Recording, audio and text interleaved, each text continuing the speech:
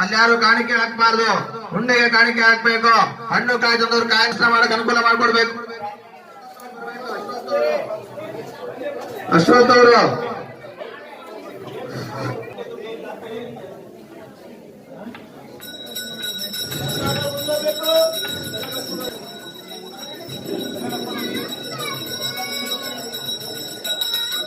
ಗೋವಿಂದ ಗೋವಿಂದ ಗೋವಿಂದ ಗೋವಿಂದ ಗೋವಿಂದ. ಕುಟ್ಕೋಬಾರ್ದು, ನಿಂತ್ಕೋಬಾರ್ದು. ದಯವಿಟ್ಟು ಮುಂದೆ ಬರಬೇಕು ಕೃಷ್ಣಾದವರು.